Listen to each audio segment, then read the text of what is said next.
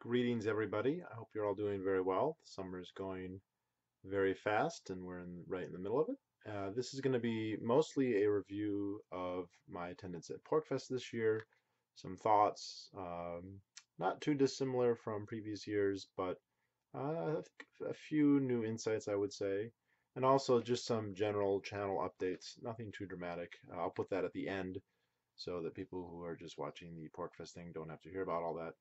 So this was my fourth Porcfest, I guess, and the first one that I attended, I came here from Michigan. I drove, and I just slept in my car. The second one, I also again came from Michigan, this time commuting with a subscriber. I rented a spot for a tent that I believe I reserved in February, and it was one of the very last spots available. In fact, I had to get an RV spot, even though I wasn't going to have an RV. I was only going to have a tent. And then last year, I went to my third one. This time, I did not reserve any spots because I realized that there are plenty of people around who are very generous, and if not generous, willing to exchange, uh, make some kind of exchange to allow people to use their spots. And so I just went with a tent and found people who were more than happy to allow me to pitch it on their location and kind of made friends with them. And so that worked out pretty well. And then this year, because I just like the idea of being a little bit more comfortable when I'm not actively engaged in Porkfest activities, I went ahead and rented hotel rooms in Lancaster. Now, these fill up pretty quick, especially for Friday and Saturday night. Rented them I reserved them in March, the beginning of March, and I could get rooms in Lancaster, the town basically directly adjacent to Rogers Campground. In fact, Rogers may even be within technically the city limits. Um, for Monday, Tuesday, Wednesday, and Thursday, I could not find any rooms for Friday or Saturday. However, when I did check in, they told me that they could get me a room on Friday night. So I ended up staying there 5 nights. And then the sixth night, I did actually have to go to a place about 20 miles down the road. It's a very touristy areas. There's hotels and campgrounds kind of dotted all over the place. And just commuting that far, which 15, 20 minutes, not that bad, especially for only one night. Um, and to me, it was definitely worth it to do that just to have the amenities, the air conditioning, the comfort. You don't spend a lot of time there. I only slept in my hotel rooms. I didn't go back there during the day to relax or anything like that. It was just a place for me to get some sleep, which I didn't get a ton of. So Porkfest is, for me, increasingly a social event, and I want to talk a little bit more about that aspect later.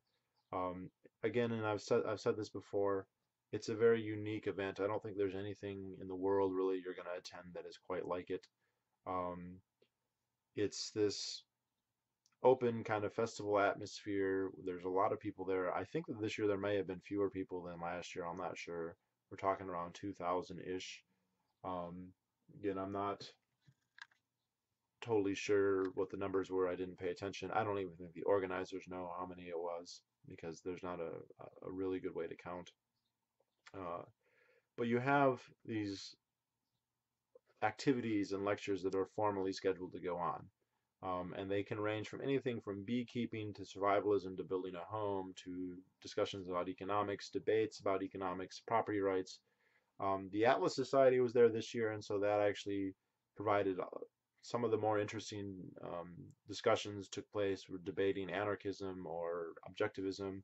There was a good lecture juxtaposing Mises and Rand and how they interacted with each other and the differences in their philosophy. Um, so there's that. In the background, though, you're there with all these people from all over the country and indeed all over the world, interacting with them. You're meeting new people. This year, I it was kind of like an anecdotal, indirect barometer of my YouTube channel because I was approached many more times this year than any other year by people who said, "Hey, I watch your videos and I just want to say hi." I'd made a video basically called the Porcfest Survival Guide a couple months ago, and somebody from Quebec came and said they watched that and that they incorporated it into their itinerary and their plans, and that it was good advice. That was, of course, early in the week. I don't know if he continued to feel that way. Um, there's that intellectual element, but you don't have to go to those events. It's kind of an in or out, take it or leave it kind of thing. And just the side discussions with people, I mean, the intellectual discussions themselves can be quite interesting, but then the socializing itself is just it's a very, very cathartic experience for most people. Most libertarians um, live in areas where they're pretty isolated from other libertarians. I think it's typical for them to have no other libertarians they can actually meet, or maybe a very small handful, and to go to a place where there's thousands, including many people who are well known. You constantly are seeing people that you recognize. Um, in this case, just kind of surreal. This isn't somebody that I know super well or was psyched to know about, but uh, about 4 or 5 days before I went to Porcfest, I went to my local gold and silver dealer, and there was a man ahead of me who was trying to sell a Norfed note. Norfed was the organization that was minting gold and silver coins with the express kind of purpose of undermining the dollar back in the early and mid 2000s. And I had actually, for a time, considered joining them. They issued coins, but they also issued notes, and these notes weren't they didn't say a dollar on them. They said this is redeemable in a certain amount of silver. This particular note was redeemable in 1/20th of an ounce of silver, which I think was supposed to be somewhat analogous to a dollar.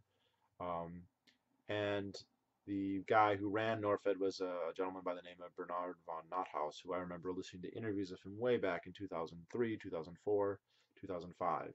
And Norfed was raided, I think, in 2007 by the feds. Any bullion that they had stored there was confiscated. Fortunately, most of their stuff was out in circulation. There was no preventing that from getting around from catching that. Which of course meant though the notes are basically worthless in terms of getting your silver back because the feds took it. Nothaus was charged with counterfeiting, and which is ridiculous, and was found guilty, although he was never sent to prison. Well, anyway, so I was at the coin dealership, and he had seen Norfed notes before. He had seen their coins, which, by the way, the dealer said that Norfed coins were very good and highly valuable, and that he was always on the market for getting them, and that he paid full price for them, which is unusual. Most of the coins, I mean, I've sold him coins before. He doesn't pay me full price unless they're Engelhart or American Eagles or something that's really good. Um, and what's interesting is 5 days later, I'm at Porcfest and Bernard von Nothaus is there, and I just happened to bump into him. And that's kind of an interesting experience that most people have never kind of had. And that wasn't the only case. There are any number of people there that you've heard about, that you've seen, and you meet, and it's kind of an interesting dynamic. They're usually very accessible, easy to talk to. Jeffrey Tucker seems to be there all the time. This is the first year I went, and Bob Murphy was not there, but Tucker's been there the last couple of years. So there's that element to it. If I want to say though some critiques, I have to say that I don't think the speakers were that good this year compared to any other year. In previous years, we'd have people like Salerno, David Friedman, Michael Humer, um, Bob Murphy, just a slew of people that offered very interesting stuff. They had way more Bitcoin speakers in the past, and the Bitcoin presentations were always very fascinating, very lively, very informative, very thought-provoking. Boston Tea Party's been there in the past, um, and this year, I mean, like I said, some of the Atlas Society stuff was okay. Um, Lynn Albrecht, Ross Ulbricht's mother, was there. That was actually probably for me the most interesting, most important lecture. She revealed things that I had no idea. I didn't follow that case that closely, to be honest. I guess the big kind of reveal here, everyone talks about, well, he hired out these assassins to kill people, and he was never charged with that. No evidence to that effect was presented during trial, and that is very interesting. So he is essentially innocent of that, of course. If the state really thought he'd done that and really had evidence to that effect, I think they would have tried to nab him for it. And why they didn't, where this story is coming from, is itself something I could only speculate about. But you can't condemn somebody for an alleged crime, especially when he's been put on trial and that crime is explicitly not one that he's been charged with. I didn't know that.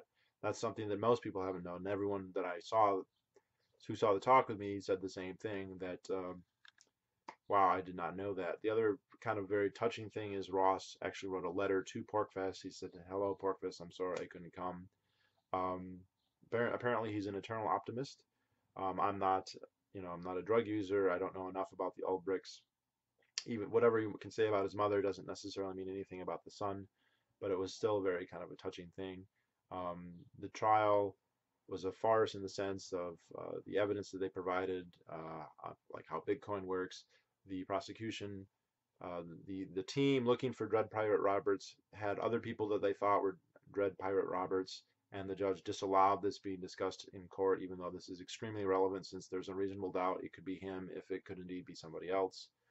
Um, there also was the element that he was getting collective punished. Since they can't catch all the people out there doing illegal black market things on the internet, when they do catch somebody, they want to make a statement, and so he's getting punished with 2 life sentences, even though the stuff that he was actually found guilty of is pretty minor.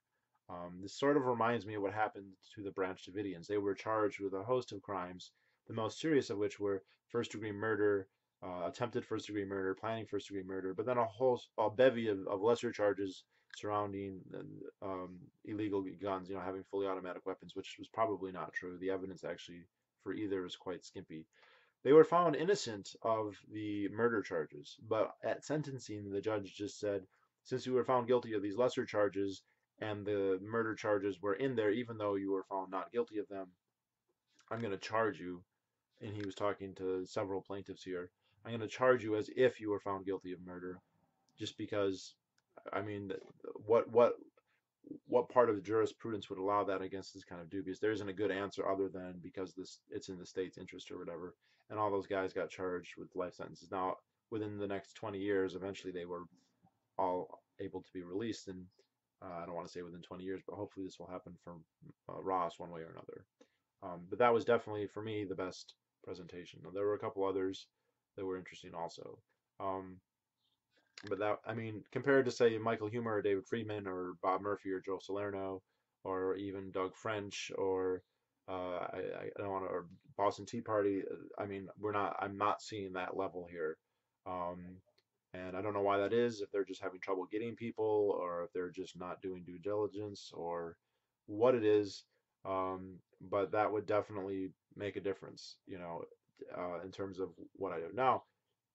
And people have asked me like how did I feel about it, about Porcfest in general, and I said it's very hard because it's impossible for me to like assess it outside of my own kind of personal experience. And my own personal experience at Porcfest was very positive. I made a lot of new friends that I spent a lot of time hanging out with, um, and that that kind of is going to jade my view or bias me about how I felt about my time there, regardless of the speakers. Now, another thing I do want to kind of technically go into is the food.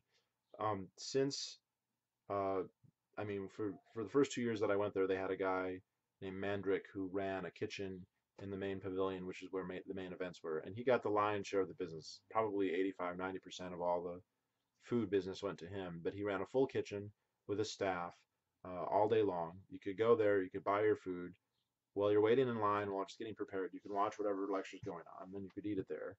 And the quality of the food, some of it was excellent. He made what was known as a bacon weave omelet, basically omelets or bacon weaved together, mixed with an omelet of whatever you wanted.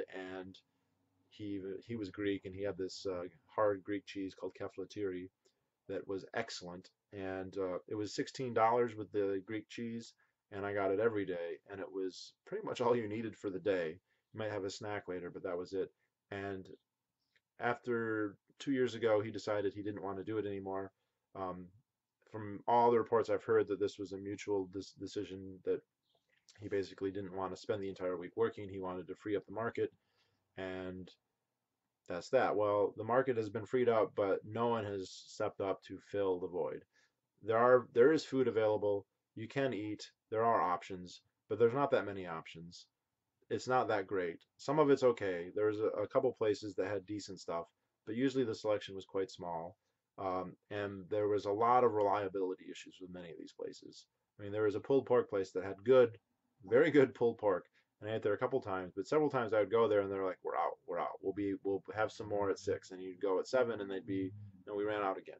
Um, I think part of it is just it's a very difficult environment for people to work. It's an area that doesn't have a lot of utilities, doesn't have a lot of water, there isn't a lot of electricity. It's hard to set up temporarily, and also a lot of the people who are vendors want to attend Porcfest, and so they kind of have a conflicting interest. They don't want to sit in a booth all day.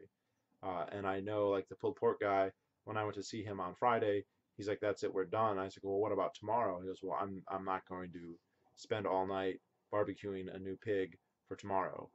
Uh, Whereas if it was strict business, there'd be every reason to do that because you would make plenty of money on Saturday, still probably the busiest day, if not maybe Friday, but one of the two busiest days. If you're going to be open Monday, Tuesday, Wednesday, or Thursday, you should be open Saturday. And he just didn't feel like, going to the effort. Now, I'm not going to chide him for that, but in terms of a customer, that's a little bit upsetting. I will say though, there was a vending machine there. I've never seen this before. A vending machine that you could pay Bitcoin for, and it had silver, it had bullets, it had contraception, it had candy, it had a 50 50 caliber silver munition in there for $220. So quite an unusual. I mean, condoms, birth control pills. Uh, Sorry, I just got my hair cut and it's just irritating me just a little bit. Yeah, I've never seen a vending machine like that. I don't know how many people actually used it, but it was there. Um, so yeah, the food situation, you can totally live there. It's not like you're gonna starve. It's just the selection is not what it was 2 years ago, and I don't know if this is ever gonna get resolved. When Madrick left, they left that kitchen unused, and it remains unused. And I mean, by just eliminating what is by far the most amenable place to have running a business like that, it's just very hard for these individual, much smaller vendors to kind of fill that void in any meaningful way. And there were a couple other vendors last year. There was a guy making pancakes last year, just at a campsite. It was amazing. He had a big skillet set up there. You could have whatever you want on the pancakes. Not that I would even eat pancakes at this point, but that he just wasn't there. And I don't know if he didn't make money or just couldn't come or didn't want to come or what. Doesn't matter. So I was actually a little bit disappointed in that regard. So the main thing though I want to talk about is like the socializing. Now, when I first moved to New Hampshire and the first couple times I went to Porkfest, I have commented I like the socializing. It was nice, but I always kind of thought that this is like it's a nice thing, but it's like a personal thing. It's not that libertarian per se. It's not that important to the movement. It's not a vital thing. And I really don't feel that way anymore. I think that might be the most important thing. Um, I've noticed over the years that going to Porkfest can have a very not only cathartic but galvanizing, motivating effect on people, and it did to me to an extent. But for instance, one guy came who I've known for about a year, who I've been not pushing really hard, but suggesting like consider moving, and he's always been like, I've got a good thing going where I live. I'm happy where I live. It's just too far. I don't want to upturn my roots. Yes, I agree with libertarianism, but it's just it's New Hampshire. I live in New York, and it's just not something that I'm that interested in. He came to Porkfest this year, and only for a few days. But by the time he left, he had completely changed. And this wasn't from I mean, I didn't discuss it with him. It wasn't me persuading him further.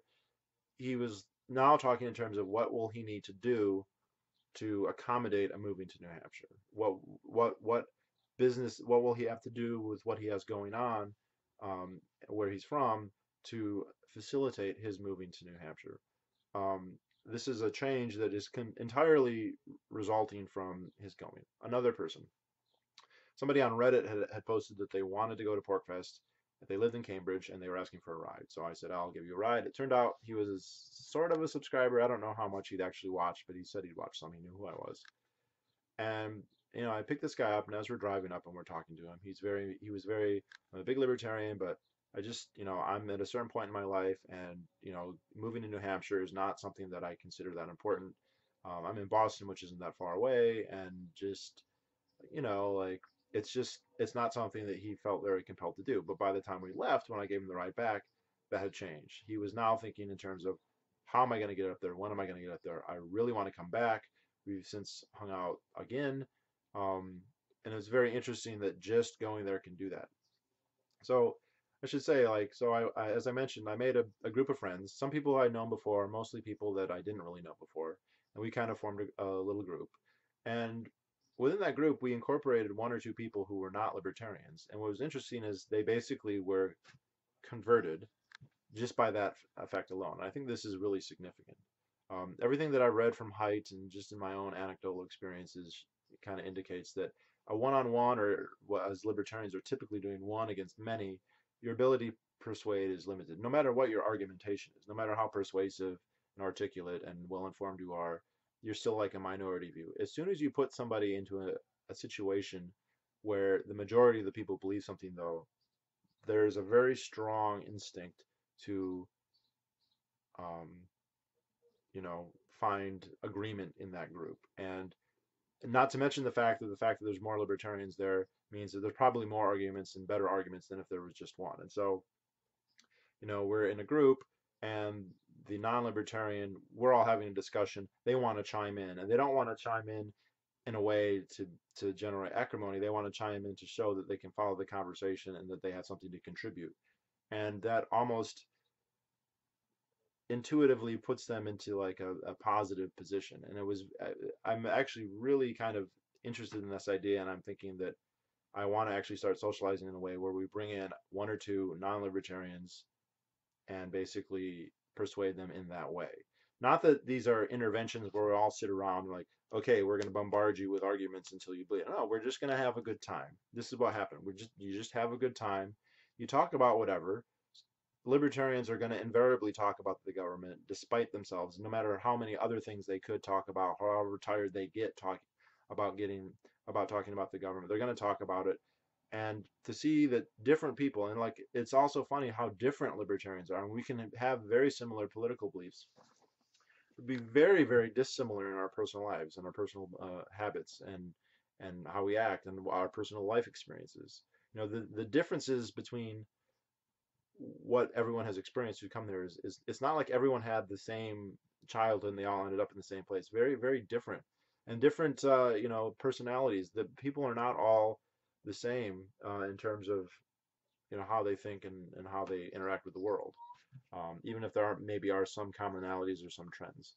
um, so the more I think about that, the more significant I think it is. I used to think, this is like a perk, this is nice. Now I think it's actually something that's really significant and very potent and powerful. And I've noticed that just meeting people on my own.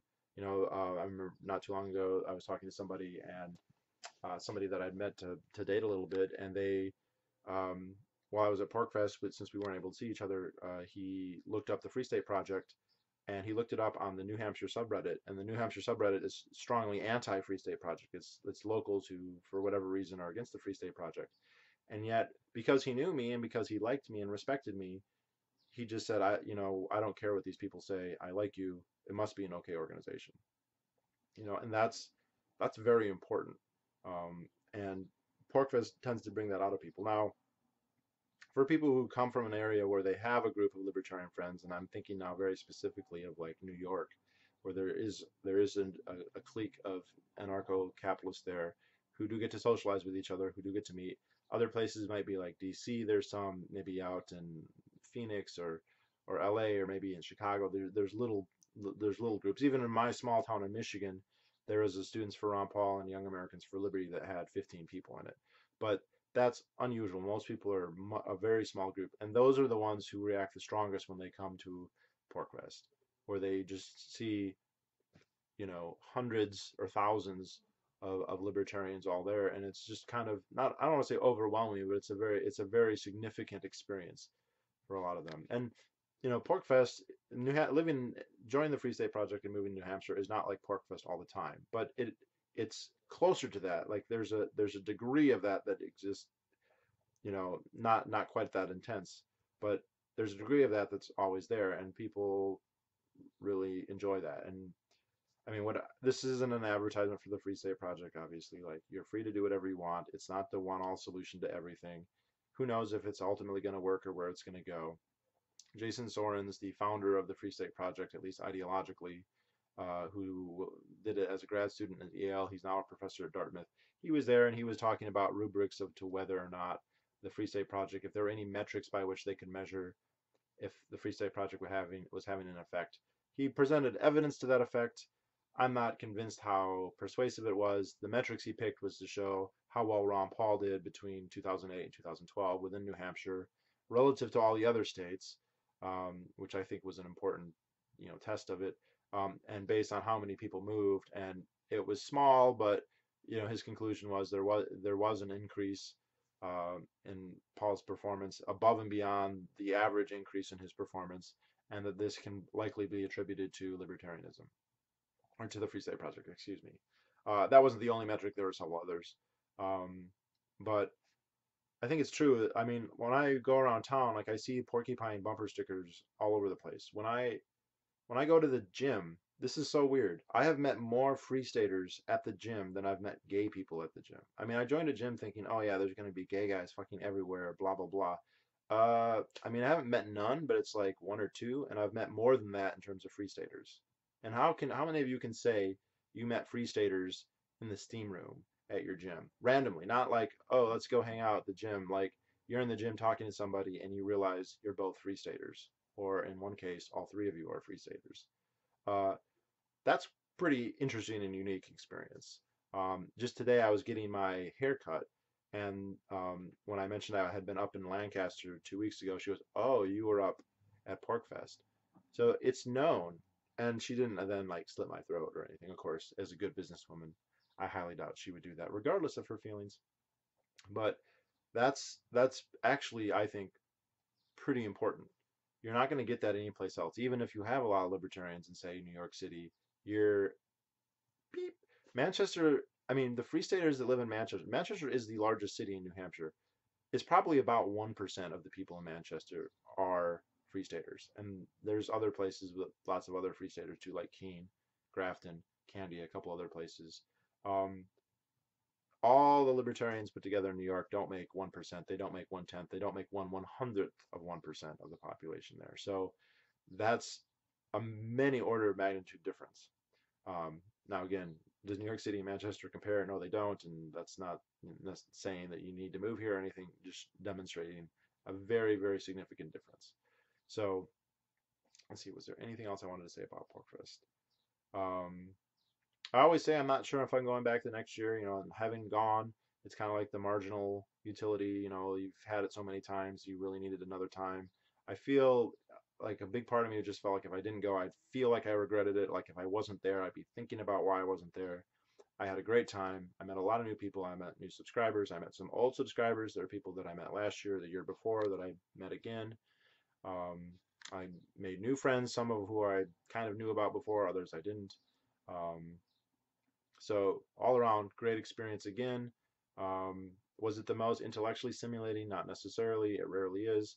Although, to a large extent, I don't want to say moved past in that sense because I've heard some great lectures and I've learned things and there are plenty of people there who have things they can teach me.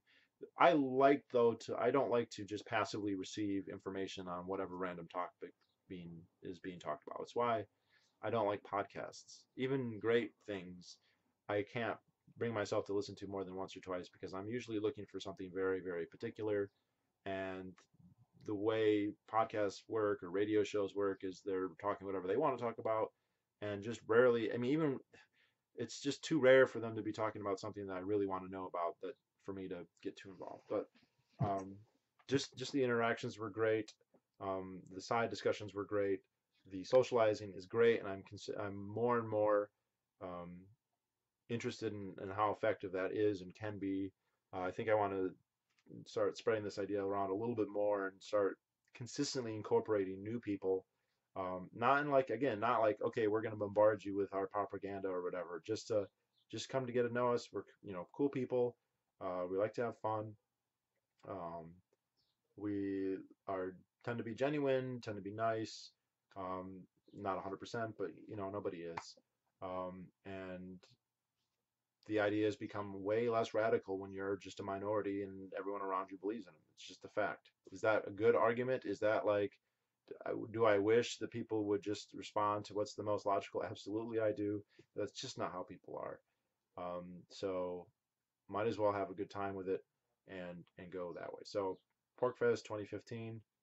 Uh, Now, what I did want to say is for my channel, in line with that, um, I'm gonna keep. I mean, I'm gonna make videos probably the same amount that I have in the past. I have a couple that I want to come out with fairly soon about some books that I've read about higher education and a few other topics. Um, I do also want to start making videos on non-explicitly libertarian topics um, for two reasons. One, I'm interested in other things. Now, libertarianism and politics and history, these are my overriding passions. They still are. There's still plenty to talk about. I'm not done talking about those. But there are other things that I'm interested in, and I've been reluctant to talk about them because most of my subscribers I know are not that interested in them. And there's just, like I said, one reason is I'm interested in them. The second reason is a good way to get new people is to talk about other things and to generate. If you are in a debate or an argument with a stranger, doesn't matter what you say, they're not going to listen to you. If they listen to you for other reasons, the chances that they listen to you on political stuff go way up. All right, and this is actually was my initial strategy when I first started this channel. I first started making videos at the start of 2011. And if you go back and you look, the first 20 or 30 videos I did are all about gun control. I didn't talk about the roads or anarchy or anarcho-capitalism or Rothbard or Austrian economics or wage and price, any of that. I talked about guns, and this is what my thinking was. There's a huge constituency of gun owners out there, and this is crazy because there's millions of them, and a lot of these people are like they're as strongly libertarian as you can be without having a single ounce of overt libertarian rhetoric in their ideology. These guys are just gun owners, but there's so much wound up in terms of personal responsibility, individual autonomy, anti-government feeling in that they are like a gold mine in terms of potential converts, or at least people who will listen, to the point where a lot of them become de facto and in some cases very literal libertarians as a result simply of that one issue. And I always felt strongest arguing. I mean, for me, arguing gun control is the easiest, hit a home run, no problem, all day long issue because it was the first one I was interested in, and it's one I perennially come back to over and over and over and over and over again. And I felt like if I could make these videos, I'll make all these videos, and then all these NRA people will watch them, and then they'll be like, oh yeah, this guy's cool. He knows what he's talking about. He makes good arguments. And then when I started introducing like more libertarian ideas, they'd be like, well, I wouldn't normally go for this anti-government stuff, but he knew what he was talking about when it came to the guns. I'll listen to him. Now, it didn't work out like that way at all. I basically blew my load before I had an audience. I made all those videos. I think when I started, I probably had 30 or 40 subscribers, just random people who subscribe. There's probably people who don't even watch. Um, and by the time I finished those 30 videos, I had, I think maybe like 40, 10 more subscribers. Just an infinitesimal number. Those videos sat at like 50 views a piece for years, basically. Even now, if you go back, some people, as I slowly increase the number of subscribers, people have gone back, but still a lot of those videos are looking at, 100, 200, maybe 300 views. Probably less than that, like 1 to 200 views for a lot of those. And that wasn't enough. There's not enough people who are not enough pro-gun people watch those to be drawn into the libertarian stuff. I think it's happened once or twice that I know about, maybe more, but it just I think it was a good strategy, but I just didn't do it in a good way. Um, so that's one. In the other area, and I just hate to say it, but I do want to talk about gay issues because I'm gay and it's something that's a big part of my life. I don't want to make this a personal channel. I do want to make it so that they're more generalized in terms of their applicability. It's hard not to include personal stuff in there. On the other hand, I've never wanted this to be a channel about, hey, this is me, this is everything that I'm doing.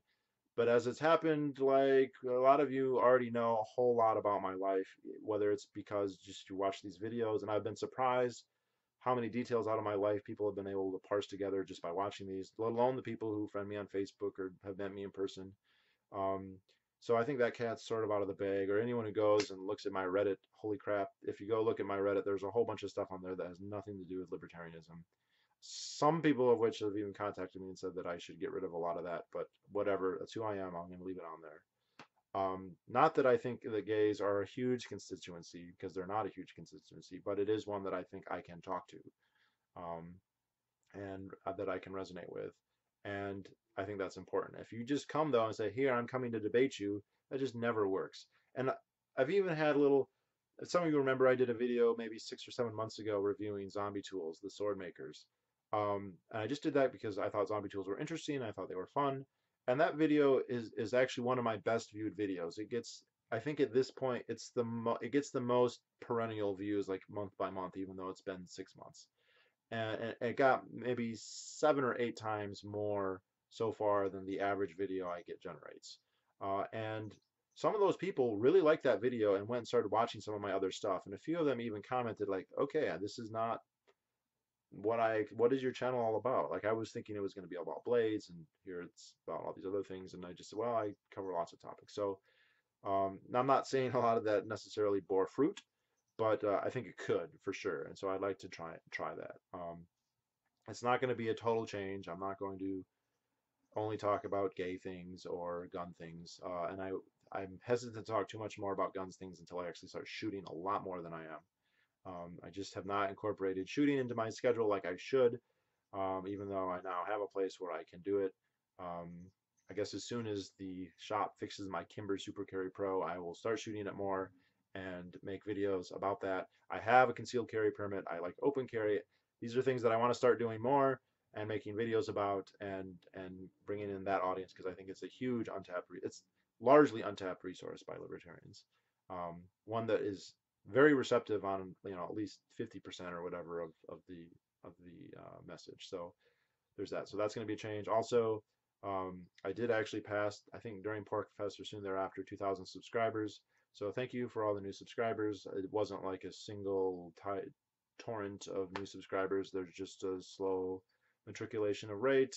I don't promote the channel personally just because it bothers me to market that way. I just can't bring myself. I feel like it just feels wrong to me to go around telling people they should watch you. I just like to make content, and if people like it, they watch it, and maybe they tell their friends, and it spreads that way. And that's always been the best way for it to spread, from my perspective, by getting posted on Reddit or on Threads. Um, that's just the way I'm just not comfortable going around saying, "Here, watch my stuff. Here, watch my stuff. Here, watch my stuff." Just if people like it, they can watch it, and I'll just be happy with that. I don't want to spend time going around soliciting people. Um, which was the other weird thing, because when I was at Porcfest and I was getting acknowledged by not tons of people, but enough that some of the people who were with me noticed, I did start to get solicitations like, "Hey, can you read my book? Can you review my book?" That actually happened twice from two different people. So that's, I mean, I don't, that makes me really uncomfortable, because it makes me think somebody is not really interested in me per se, other than looking and say, "Oh, you have 2,000 subscribers, maybe they'll buy my book. I'm going to talk to you." That kind of bugs me, and I don't want other people to feel that way when I'm talking to them, and that's why I don't like push the channel the way that I probably could, but I don't want to. Um, it's fine. It's a hobby. It's not. I don't need it for work. I don't need it for money. I don't need a lot of I mean, who doesn't want a lot of subscribers? Who doesn't feel gratified to have lots of people watching them? Obviously, but I don't need it. And I like the freedom it gives me to not really be too worried about what everyone thinks. So if anyone has any ideas about topics that they think would be interesting or useful, or that I could talk about that might bring in new people, how they feel about me expanding, I mean, I don't owe it to anybody, but I would be curious to see how some of you guys feel. Um, just, I don't know, just to stay in touch, I suppose. Thank you. Also, he even sent me a message that I didn't respond to, congratulating me on the 2,000 subscribers, and that's actually how I knew it happened. I don't pay close enough attention to be aware of that. So thank you for that. Um, and I guess that's all. Hopefully, I will see some of you at Porcfest next year, if indeed I tend to go again. I'll try and let people know ahead of time if that does or does not happen. And yeah, look forward to another video here in a couple days. I don't like to front load and have too many in a row. It'll be on a topic about actually higher education, based on a book that I read recently, and I think most of you will probably find pretty interesting. So that's it, and I'll talk to you all later.